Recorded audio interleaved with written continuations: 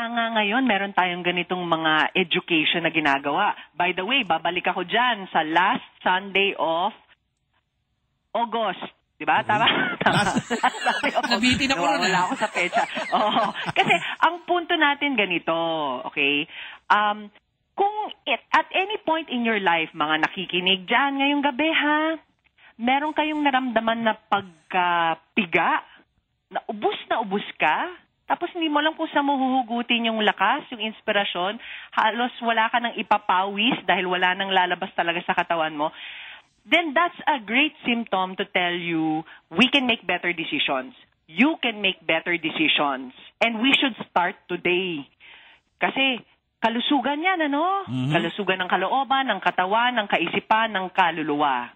No? Tapos ang pinag-uusapan dito, tapatan, sabihin sa pamilya kung saan ka nang gagaling. At please do not be impatient with yourself in this. No? Bigyan mo sarili mo ng pagkakataon na masanay sa tinuturo natin ito. Kasi tinuturo natin to, syempre, it takes a lot of practice. Habits yan kasi may mga nagsasabi, Coach Pia, paano to? Parang never namin na-practice yan. Tapos ngayon, sisimulan namin. Mm-hmm. Bang hirap naman, sanay na sanay sila. Payag kami ng payag. Oo kami ng oo.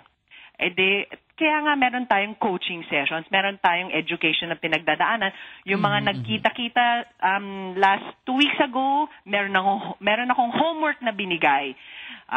I'm hoping, no, may update tayo dyan. At sigurado kung talagang sinunod natin. Oo, makakatulong yon. Okay. Coach Pia, meron na akong update. Ito in-apply nung isa sa mga natin na participants natin.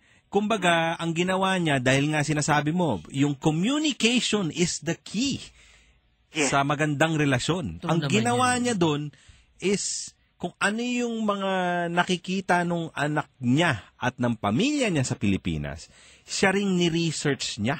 Kagaya mong pag-research mo, Coach Pia, sa ating kasamang Tita Kerry. So, ni-research niya lahat yon.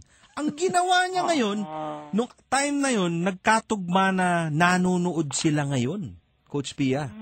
Noong paborito ng mga bata. Okay. Abay, nagulat yung bata. Dahil sinabi niya, anak, alam kong pinapanood mo ngayon. Sabihin mo nga sa akin, sino nga yung karakter na ganito? Abay, nagulat. Parang nag-iba ngayon yung perception ng bata. Ng bata. Oo. And ito this happened right at that very instance. At saka ang kagandahan nun, Coach Pia, is ngayon, because of that being, na parang inako mo, na inaalam mo rin kung ano yung responsibilidad noong, tawag dito? Responsibilidad ng bata. O responsibilidad mo as being a parent. O yung mundo ng bata. Oo. Nag-iba na rin yung perception ng bata sa kanya.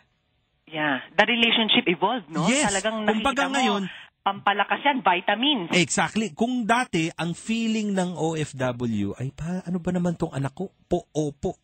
Oo. Ganun lang ang conversation. Ngayon, meron na silang center of Yes, may center of conversation.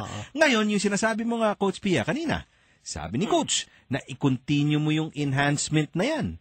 Ngayon, Coach Pia, ang lumalabas ngayon, yung panghugot niya ng kakulangan niya ng energy, yung energy ng kanyang anak.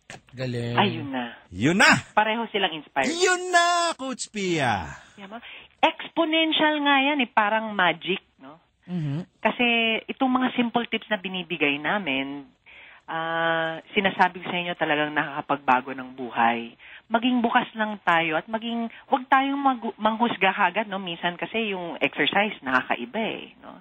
Or yung pinapagawa nakakaiba. Or, on the other hand, kaya nga meron na tayong the power of the internet, patingin nyo sa mga anak ninyo yung programa. Talagang nandun na sa site namin para mabasa nila yung tinuturo natin para sa pamilya natin, no? Pamilya, kahit na magkahiwalay kayo, mapapasa nila doon.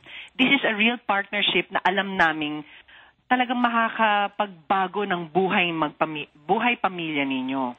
Ayun. Well, sabi nga natin, tinuro ni Coach Pia yung tinatawag niyang ABC.